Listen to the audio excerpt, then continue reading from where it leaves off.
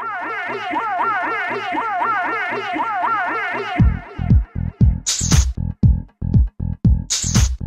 my name is Greg Stacco, host of Stoked TV. Thank you for joining us. And today I'm with head coach Jason of the Minneapolis Lakers. How are you doing today? I'm doing well. How about yourself? Good. Give us a brief description. Take us back on how you started the Minneapolis Lakers. A little bit about my background.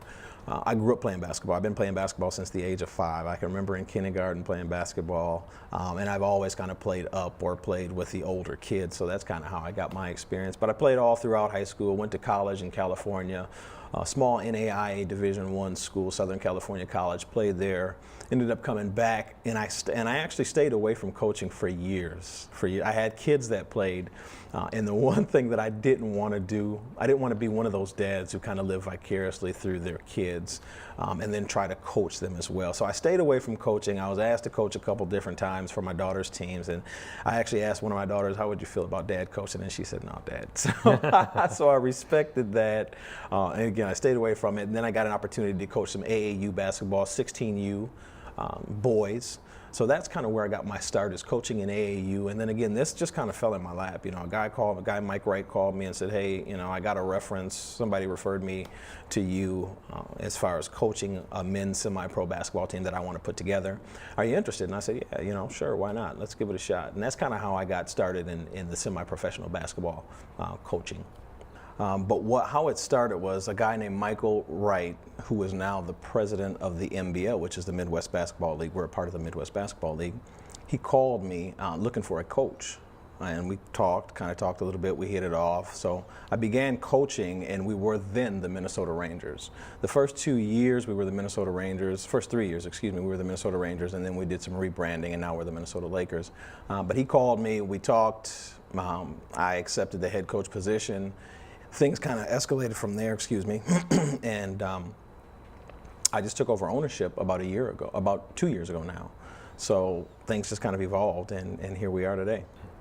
Where do you hope to see the Minnesota Lakers in 5 years? Oh yeah, so in 5 years, one of the things that we're working on is actually is the brick and mortar, getting a building that we can house and we can call it our own. We can play our home games there. We're also looking at a couple things that we want to do is we want to host some AAU basketball tournaments there. We want to do volleyball. We want to do wrestling tournaments, kind of a multifaceted or a multi-purpose facility. So that's one of the things that we've got on the horizon, is really working on getting our own space and turning it into, like I said, a multi-sport facility. We also want to be able to, if there are any trainers out there, personal trainers, if they want to come, we want to put a weight room in there. If they want to come and they want to work out kids and rent the space, that would be another thing that we're looking at. So it's really, again, it's kind of establishing something or getting something of our own, and then also just as much as we can getting out into the community, volunteering, mentoring. We really have a passion for people who are, I guess, marginalized. We really have a passion for people who are marginalized and maybe don't get an opportunity, kids that don't get an opportunity to play basketball for whatever reason. You know, maybe they're homeless, maybe their family's homeless and they just don't have an opportunity to play basketball. We want to be able to help them and be able to provide a place for them to be able to get some, not only training in this sport, but just some mentorship in general. Okay. And how many teams are there in your league?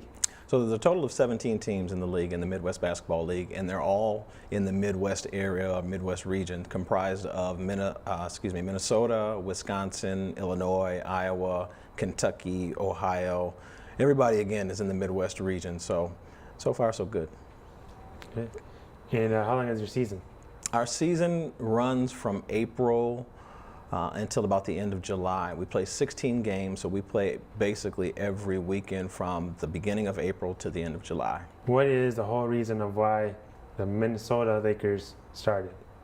I kind of fell into this position as a coach And then like I said, I took over about 2 years ago as the owner coach. And our mission right now is not only basketball, but we're looking to see what we can do or how we can provide services in our community as well.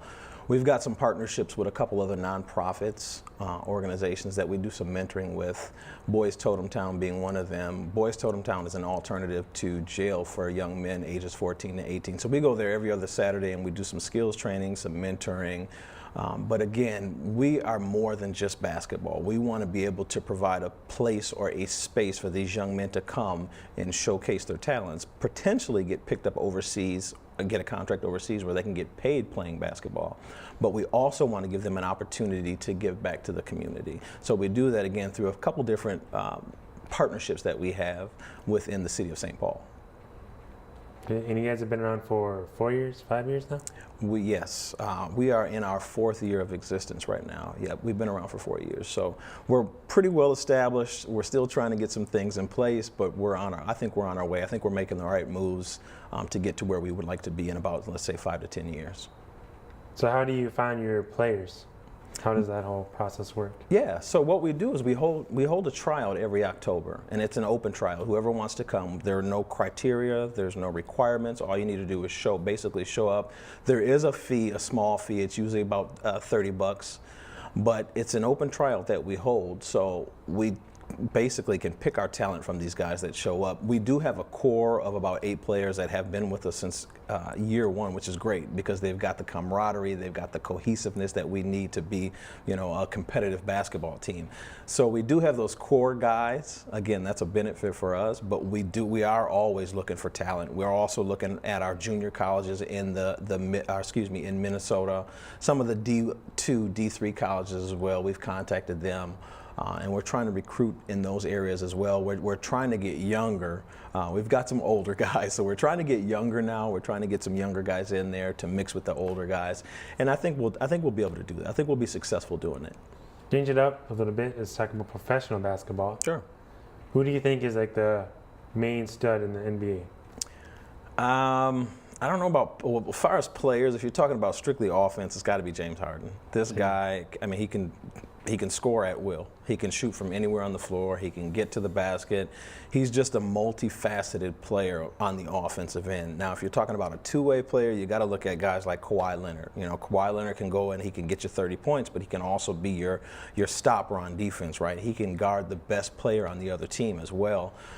But if you're looking at teams, I still have to say Golden State. I mean, you've got 5 All-Stars on that team, and they can do just about everything. They're going to be a tough team to stop. Even when LeBron James gets healthy and the LA Lakers are a competitor, or they're competitive again, I should say, I still think the championship goes through Golden State. Oh, I'm sure a lot of people have a question like, how did you guys get the name Minnesota Lakers? Like, how did you overcome the copyrights? Yeah, so that's an interesting story. So, like I said, we were the Minnesota Rangers prior to being the Lakers. We all knew that we needed a name change. I mean, that was evident.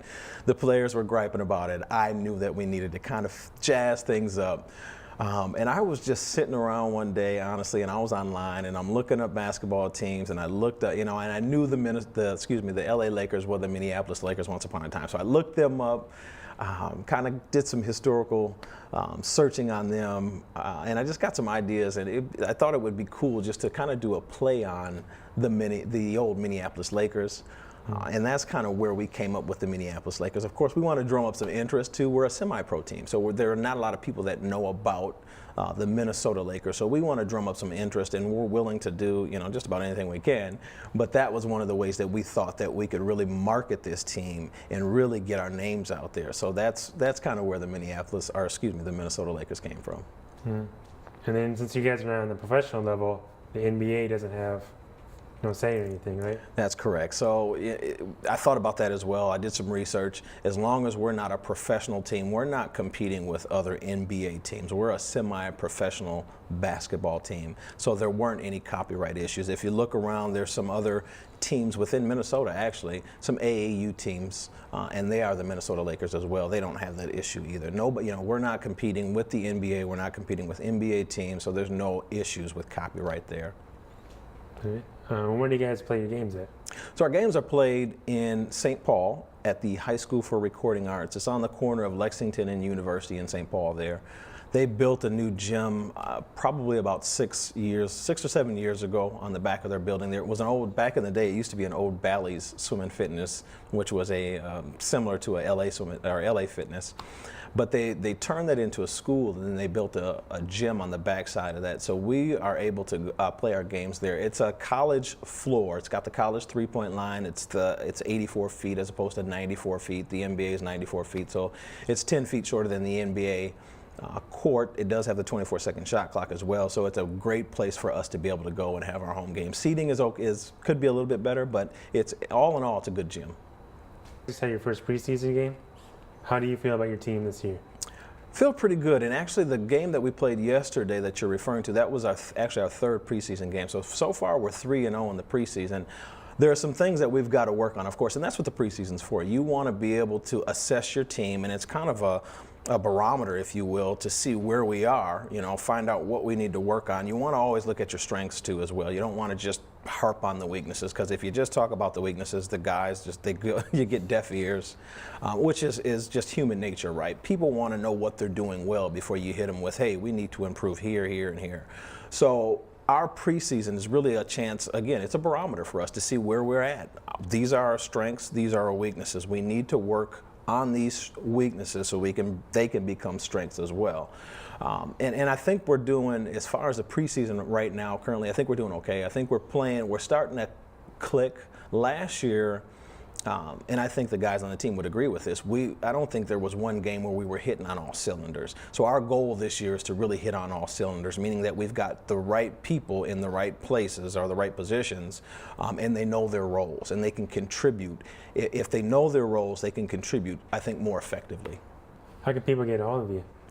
You can find us online. mnlakersbball.com is our website, but you can also find us on Facebook as well. We do a lot of publicity. There's a lot of promotional things, that we do on Facebook as well. Minnesota Lakers Basketball Nonprofit 501c3 on Facebook. So again, our website is mnlakersbball.com. Where do you hope to see the Minnesota Lakers in 5 years? Oh yeah. So in 5 years, one of the things that we're working on is actually is the brick and mortar, getting a building that we can house and we can call it our own. We can play our home games there. We're also looking at a couple things that we want to do is we want to host some AAU basketball tournaments there. We want to do volleyball. We want to do wrestling tournaments, kind of a multifaceted or a multi-purpose facility. So that's one of the things that we've got on the horizon, is really working on getting our own space and turning it into, like I said, a multi-sport facility. We also want to be able to, if there are any trainers out there, personal trainers, if they want to come, we want to put a weight room in there. If they want to come and they want to work out kids and rent the space, that would be another thing that we're looking at. So it's really, again, it's kind of establishing something or getting something of our own, and then also just as much as we can getting out into the community, volunteering, mentoring. We really have a passion for people who are, I guess, marginalized. We really have a passion for people who are marginalized and maybe don't get an opportunity, kids that don't get an opportunity to play basketball for whatever reason. Maybe they're homeless, maybe their family's homeless and they just don't have an opportunity to play basketball. We want to be able to help them and be able to provide a place for them to be able to get some, not only training in this sport, but just some mentorship in general. How can people donate to your Minnesota Lakers? Sure. Again, you can contact us at our website, which is mnlakersbball.com, and you can reach out to us there. There's a contact page there. You can contact us there. And that's pretty much how we're doing, as far as donations right now. But we do have some sponsorship opportunities. We are selling advertising via banners or television. We are selling those types of We do have those types of packages available to purchase as well. So we've got different avenues that right now that we're trying to use to create some revenue in terms of supporting what we do. And you guys have a play-by-play guy, announcer. We do. Tell me a little bit of a story about him, how he clicks in it. So yeah, Mike Peden's his name. And he does a great, he's good at what he does. He does a great job for us. He does a lot of high school basketball games as well, color commentating as well. He's given me the opportunity to sit next to him and kind of be what I call his right-hand man, and do some color commentating as well. But he records our games, and then he will also do some color commentating on our games as well, and then he edits them as well and puts them on YouTube for us. So he does a great job. We appreciate Mike and all that he does. So tell me a little bit about your talents on your team and how you find them, stuff like that. Yeah, so we've got guys that have played Division I basketball, Division II basketball. We've got a couple guys that have played high school only. So we've got a pretty good variety of talent levels or experience levels as well. We've got some guys that have had, in our first year, we actually had 2 guys that had tryouts for G League teams, or the developmental league teams for the NBA. So we've had 2 guys that had tryouts there. We had 2 guys that have had tryouts in Canada's version of the NBA as well. And then we've had a couple other guys that have had tryouts overseas as well. So these guys are actually getting opportunities to not only just play here competitively within the Midwest, region, but these guys are getting opportunities to take their talents, across the pond, overseas, and also in the developmental league. So it's a great opportunity. Anybody that's looking for an opportunity to play, not only, like I said, not only play competitively, but they can also, get an opportunity to get a contract somewhere and actually make some money doing what they love. What are your thoughts on the basketball community in Minnesota? I think basketball in Minnesota has really advanced. I know when I was growing up back in the 90s, the early 90s, now I'm aging myself, but back in the early 90s, Minnesota was primarily known as a hockey state. There weren't a lot of basketball schools or recruiters that were coming here saying, hey, we've heard you got some talent. It just didn't happen back then.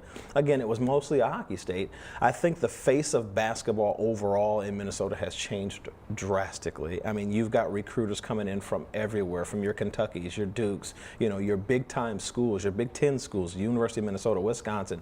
You've got recruiters that are coming in from these schools now, and they're seeking the kids here in Minnesota. They're looking to get these kids on board and get them on their team. Whereas, like I said, back in the day, in the 90s, the 80s, we didn't necessarily have that notoriety. Minnesota wasn't known for a basketball state. And I think the AAU circuit, I think that's doing, I know there are a lot of complaints out there, and a lot of people don't necessarily agree with the AAU circuit and the money that they're making and generating, but it is providing a platform for these kids, these high school kids, to really be seen on a national level, which is great. Anytime you're talking about getting exposure on a national level, it's going to be a positive thing. So I think the overall face of basketball in Minnesota is changing drastically.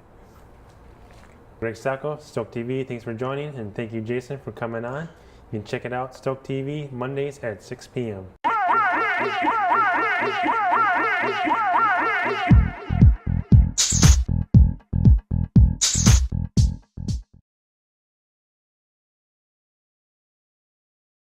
Hey, I'm Robert Kasich, one of the owners and co-founders of 612 Brew. We started our brewery in February 2013, but we actually started building the brewery in 2012. We wrote a business plan in 2010, and I was actually homebrewing in the early 2000s. I got my start in love for craft beer after tasting some beers up at Vickers in Duluth, and then brought that passion back down to Twin Cities, where I started looking for locally made craft beers. When I saw that there wasn't a whole lot of locally made craft beers at the time, that's when I started brewing my own, making my own varieties that I wanted to taste, and trying to get some examples from other people who were making really good craft beer, and trying to make it my own too. So, like I said, we wrote a business plan in 2010, shopped around to banks, finally got a bank loan, and then started looking for buildings. We started looking in Northeast Minneapolis because I'm from Minneapolis, and we wanted to keep our business local. Having a name like 612 Brew is really important to have a local presence in Minneapolis when your name is named after the area code of the city. So we found Northeast Minneapolis with a great abundance of large industrial facilities with really tall ceilings, really big access to bringing grain in and equipment in, and access to bring out, of course, finished products like kegs and cans. We signed our lease in May of 2012 for this place, and then started refurbishing this building. We're at 945 Broadway Street, northeast of Minneapolis, in the heart of Northeast. And when we found this building, it was underutilized. Nobody was in it, so they didn't have any tenants. They didn't have anybody currently using space. So the building owners and us, we rehabbed the whole space, built a really nice courtyard outside, really nice patio, amphitheater, and then of course rehabbed the inside too, saving all the original brick and timber of the building, but giving it a nice new feel. We built our own bar from refurbished bowling alley lanes, worked with local artists like Adam Turman and Dave Witt to create some beautiful murals on the walls, and then created an open concept tap room where our guests would be able to sit here in the tap room and look at the brewery and see the brewers and see the people actually doing the work right in front of you. So you knew when you're drinking a pint of 612 brew exactly where your beer was made. That open concept really, I felt, was important to letting the guests know that your beer is made here and it's local and it's delicious. So at 612 Brew, we've got 4 flagship variety beers, and all are located in our multi-pack as well. We've got our American Lager, which is Gateway Park. We've got our Rye IPA called Unrated. We've got our brand new IPA called IPA, and we've got our 3.9% brown ale called Session Dark. All 4 of these beers are located in our multi-pack too. So for those who say, I'm not a hophead, we've got a lager and a brown ale for you. And for those who are really interested in getting a lot of hops, we've got 2 vastly different IPAs. Our Rye IPA starts off with a nice burst of citrus from the hops. It's got a nice caramel center, and then it finishes spicy from the rye. While our IPA is bursting with notes of Simcoe and really juicy hop aromas, really soft, balanced flavors, and then finishes nice and dry too. So 2 totally different kind of IPAs for that hophead. And again, you can find those both in the multi-pack. We also do a number of seasonals, different varieties of beers throughout the season. Considering it's September, we launch our Oktoberfest. That comes out in August and it runs through probably the first or second week of October. It's a great Märzen style beer, which is a little higher in alcohol, a little more caramely flavor, but great for a nice cool fall, cool crisp evening.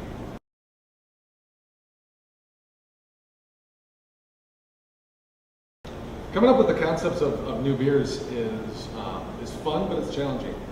You want to make sure that you're creating a beer that people want to drink, and not just going after something crazy.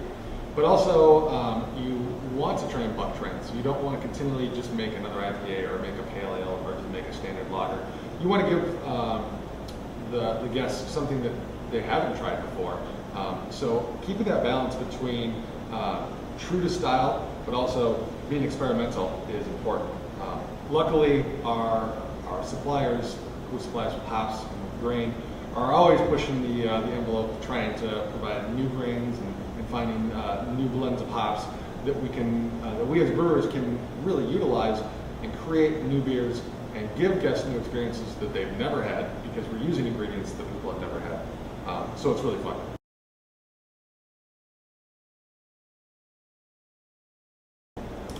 What I like to think that we do really well at 612 is make really classic style of beers. Session Dark is just a nice brown ale. And IPA is just a quintessential IPA. Our Gateway Park is a nice American lager. And then our Unrated is really one of the few rye IPAs in the market that you really can't find anywhere else. Our Märzen is a traditional fest beer, great example of just quality German lager. And so I look at these 5 beers and I say, look, these are the traditional examples of anything that I would want out of the style. They're not trendy. They will stand the test of time. They were, as important 5 years ago when we started our brewery as they will be 5 years from now. Someone's still going to want to be drinking a classic American lager. Someone's still going to want to be drinking a fest beer. These beers aren't going to go out of style. The trend won't fall off. They're really classic beers.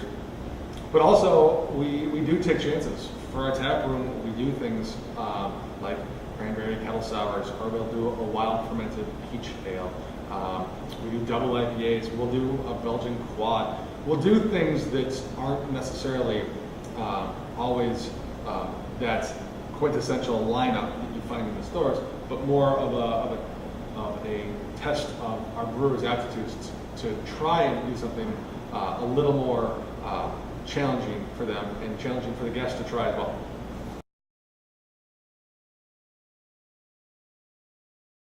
To me, I think that the best example of what a brewer can do is how their lager is. Lagers are typically more difficult to brew because you don't have a lot to hide behind. With an IPA, you can double hop it or triple dry hop it to muddle up maybe some imperfections in the beer. With lagers, you've got to have a really good brewing system to obviously create the best beer that you can. You've got to have a really good fermentation schedule, and you have to be strict on it, really regimented. You got to have a good cellaring process to filter the beer or to spin the beer to make it nice and clear. And there's nothing you can really hide behind. So if you have a bad lager, everyone's going to know about it. But if you have a good lager, everyone's going to know about it. So that's one of the beers that I'm really proud of.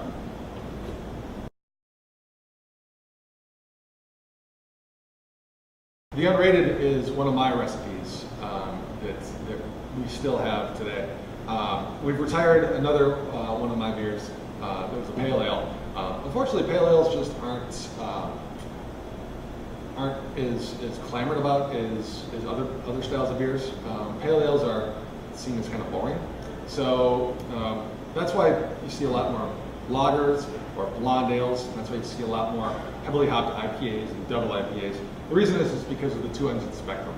There's the people who really want that super piney, super tropical, super juicy IPA, and there's the people that want that really clean and crisp and refreshing type beer. And unfortunately, we don't see there's a lot of people who are just looking for that well-balanced pale ale.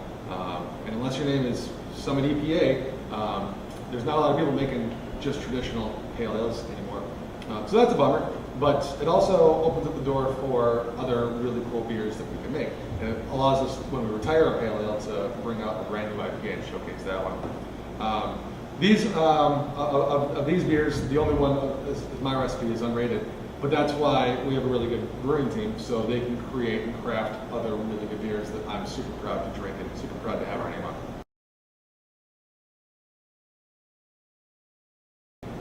You know, 612, like I said before, the name is synonymous with Minneapolis. We were one of the first production breweries in Minneapolis, one of the first tap rooms in Minneapolis too. You know, so starting that upward trend of Minneapolis and the brewing scene comes with a lot of great responsibility as well. You know, we work with local charities. We work with the community to give back. We every Wednesday we have a program here in the tap room where we give proceeds back to a local charity. We work with Eastside Neighborhood Services to do some give back programs for 612 Group, and we also try and get our tap room included in it too. So not only the employees of 612, but also the guests and our patrons and our regulars can come through and be a part of our give back program where we have initiatives to work with the local community to help give our time and give our dollars back. How's it going, guys? We're down here at the St. Cloud Convention Center, Tupelo Brewing. Hey everybody, Aaron, Eric, Bad Habit Brewing in St. Joe. Hi, Marty Check, Pantown Brewing.